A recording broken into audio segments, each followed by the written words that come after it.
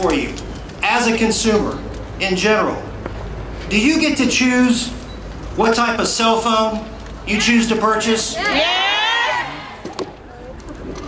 And underneath this cell phone is a carrier.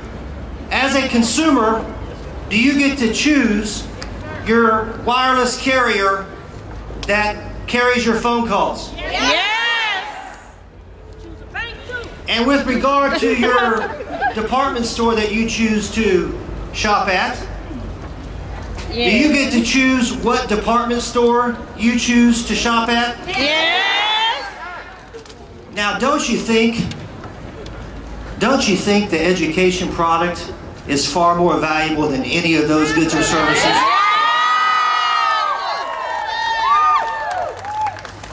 If government doesn't tell you what store to shop at for your cell phone, like they used to, and your carrier, like they used to, and we don't tell you what department store to shop at, I cannot understand for the life of me how we know better than the customer what education store you should shop at. So, let me end with this. I think parents know the student better than the government ever could. And because you do, and because markets work best when individuals are free to choose, that's what causes markets to innovate and products to become better and better. And public education is no different. Let me say this, I'm a fan of traditional public schools. I'm a fan of public charter schools. My only difference is I believe that the parent should be empowered as the customer to choose the school that works for them and not their zip code. Thank you.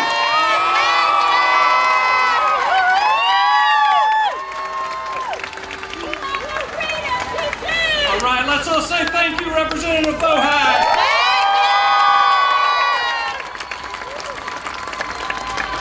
And now, I'm not going to say we saved the best for last, but we saved the really dang good for last. It's my pleasure to introduce our closing speaker, Land Commissioner George P. Bush. Commissioner Bush has dedicated his life to public service, working as a school teacher after graduating from Rice University and serving in Afghanistan as an officer in the U.S. Naval Reserve. He's been a successful businessman, and perhaps as importantly as any of that, he's been a member of the Uplift Charter School Board up in Dallas-Fort Worth. Help me welcome Land Commissioner George P. Bush.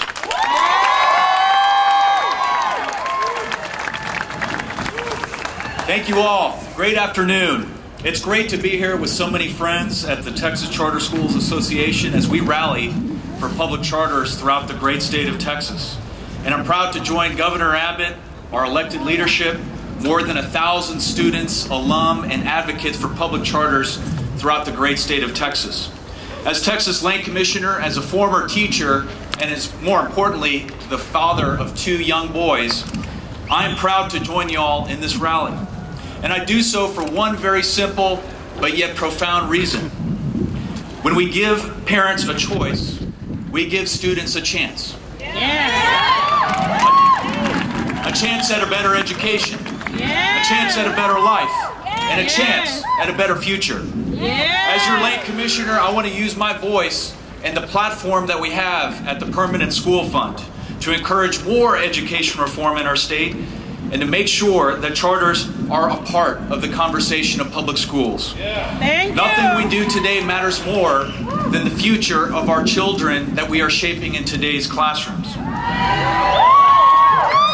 But too often, school choice is viewed as anti-public school or even anti-teacher.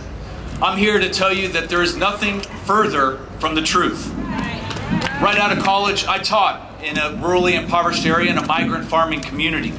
And in more recent years, I was involved with Uplift Education in the Metroplex. And so I know how vital our conventional schools are, but I know how vital our public charter schools are here in Texas.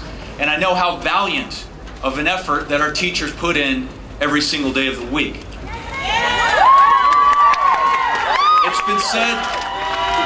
It's been said that some people spend their lives building careers, but teachers truly spend their careers building lives. I believe that all teachers are doing their best to make sure that we're delivering a high-quality education to our students, but many teachers are trapped in conditions beyond their control. Some schools in our state, let's be honest, do not work, and they refuse to change.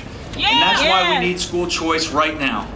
Education policy is way too important for politics. And if parents are trapped in a failing school that isn't serving their children, we have to give them options. It's the least that we can do as Texans. I believe that every child deserves a chance, regardless of their parents' income, the color of their skin, or the zip code that they reside in. The American dream has to be real. The American dream has to be real for all Texans. But without a solid education, our children won't have a chance at realizing that dream. For too long now, many of our inner city schools have been fought over by adults as if they were political kingdoms and fiefdoms. The result is that too many children in our state are falling further behind in failing schools. Our children deserve a chance. You deserve a choice. Es sumamente importante que los padres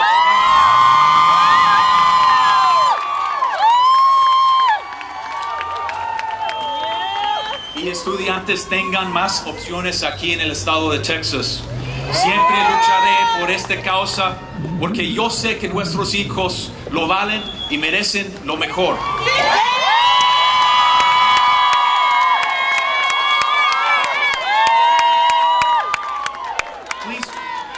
Please know that you have a friend and an ally in the Texas Land Office.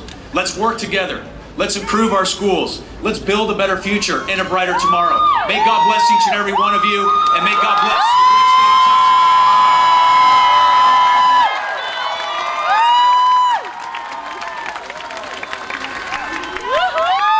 Again, let's say thank you to Commissioner Bush.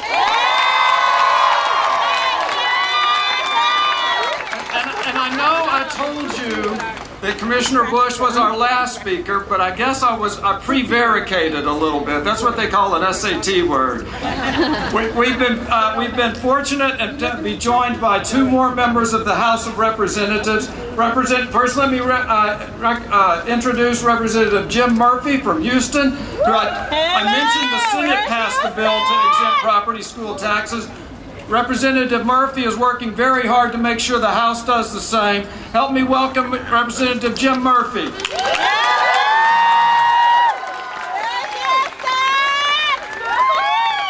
What a beautiful sight to have you here in our Capitol. Welcome. I really did not want to follow George P. on the program. As you heard, he just did a terrific job. One of the other things he's been doing for us is supporting the work we're doing in the Texas House, weighing in on little bitty House bills like the ones that give property tax relief to the charter schools. So we're very excited about doing that. We had that hearing just yesterday at our Ways and Means Committee, and my colleague, Representative Bohack, who joins me in that committee, and I are going to be looking to kick that bill out very quickly. There's plenty of time left in the session to get the things done we need to do. We recognize by cutting those taxes, we don't want to tax ourselves. We want money to go into schools, to pay for teachers, to pay for supplies, and help kids get the better education you're paying for.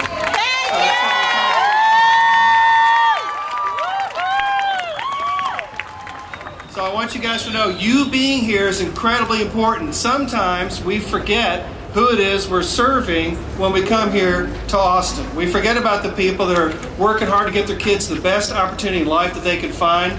They're volunteering in their schools to make their schools better. And they're taking the time to invest in their children's education, not with dollars necessarily, but with their time. And that is so important. I want to thank you for what you're doing to make these schools better. They are the laboratories of education that are proving that we can do more, produce better results with fewer dollars. So thank you for what you've done for education in Texas. And I look forward to continuing to work with you. Watch House Bill 1276. You can follow it on the House website. We're going to get out next week, and we hope to have a rally here in maybe a month. that says we've given you the relief you deserve. So thanks for your help.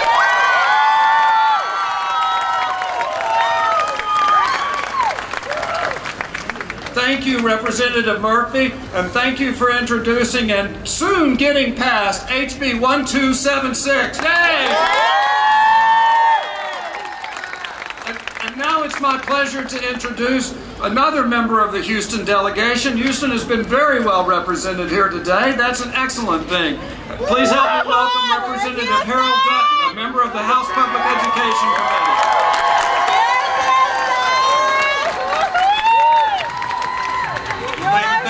Thank you all for being here.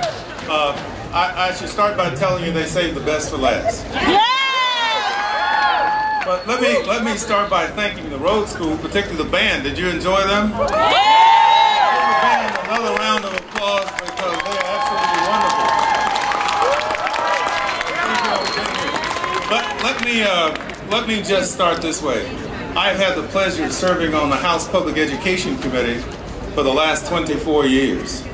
And while I may not have started out as a charter school advocate, I have learned that charter schools are public schools that keep many kids from getting to the street. I want to say thank you to all the charter school operators, all the boards of directors that help manage these charter schools, and especially all of the teachers who teach in our public schools, and especially our charter schools.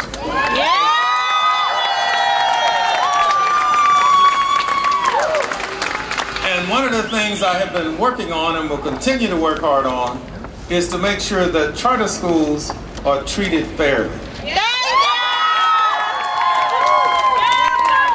Because as I said yesterday, charter schools don't create low-performing students. That's right. Charter schools receive them.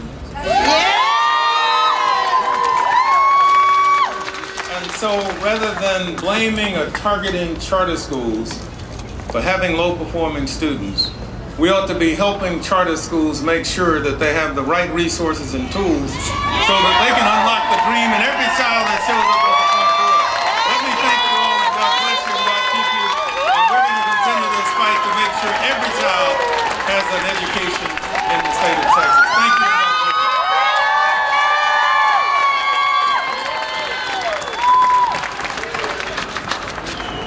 Thank you, Mr. Dutton. 24 years on the House Public Education Committee. Now that's real service. Thank you. All right, well that does conclude our speakers. Now we appreciate everybody hanging with us. We're actually going to invite the Road School Drumline Band to come up and play and entertain. If you'll just stay where you are, we'll let the speakers re-enter the Capitol and we'll invite the Road School Drumline Band. Thank you.